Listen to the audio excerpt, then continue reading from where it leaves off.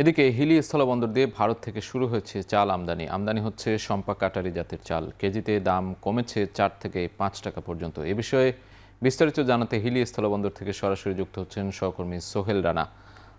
সোহেল, কি কি ধরনের চাল সেখান থেকে আমদানি হচ্ছে ভারত থেকে, এবং এই আমদানি কি পরিমাণ হতে পারে, এবং এই আমদানি হওয়ার ফলে বাজারে দাম কমবে কিনা বা কি প্রভাব পড়তে পারে জানাবেন বিস্তারিত।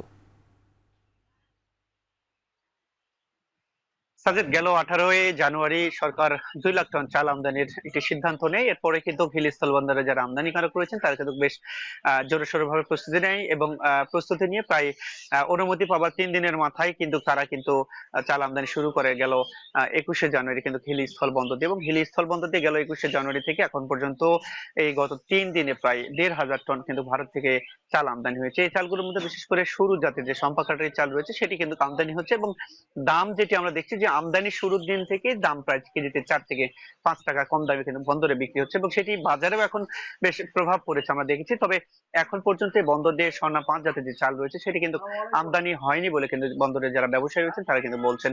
আমি যদি দামের বিষয়ে আপনাকে একটু বলি যে সম্পাকারের যে চালটি রয়েছে সেটি কিন্তু আমদানি শুরুর আগেও কিন্তু অসাধু যারা ব্যবসায়ী রয়েছেন তারা সিন্ডিকেটের মাধ্যমে প্রায় ৭৭ থেকে ৭১ টাকা কেজি দরে বিক্রি করেছিলেন। সেটি এখন কেজিতে 4 টাকা থেকে 5 টাকা কমে বিক্রি হচ্ছে খুচরা বাজারে ৬৪ থেকে 65 টাকা কেজি দরে, এবং বন্দরে সেটি পাইকারিতে আমরা বিক্রি করতে দেখছি যে মানভেদে 62 থেকে 63 টাকা কেজি দরে। এই যে দামের যে পার্থক্যটা সেটি কিন্তু বন্দরে ব্যবসায়ী এবং যারা সাধারণ ক্রেতা রয়েছেন সবার মাঝে কিন্তু বেশ একটা স্বস্তি এনেছে। সাধারণ মানুষ যারা রয়েছেন তারা বলছেন যে আসলে সরকার সবসময় আমদানি নির্ভরতায় না থাকলে অসাধু ব্যবসায়ীরা যখন সিন্ডিকেটের দাম বাড়িয়ে দেয় তখন তাদের চাল কিনতে বেশ নাভিশ্বাস হয়ে যায়।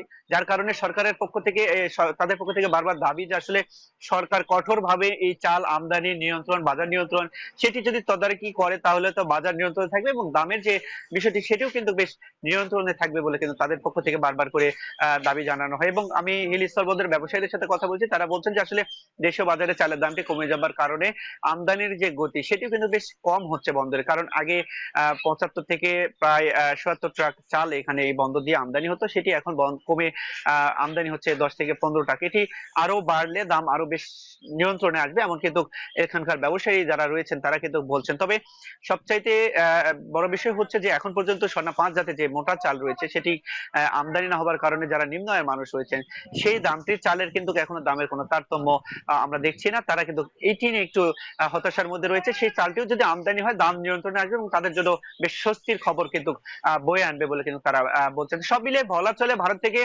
এখন পর্যন্ত যে চালগুলো আমদানি হচ্ছে এটি প্রায় 2 লাখ টন আমদানি হবে, এবং এটি বাজার নিয়ন্ত্রণে কিন্তু সরকার আমদানির সিদ্ধান্ত নিয়েছে। সাজিদ। সোহেল, আপনাকে ধন্যবাদ। সহকর্মী সোহেল রানা যুক্ত ছিলেন হিলি স্থলবন্দর থেকে।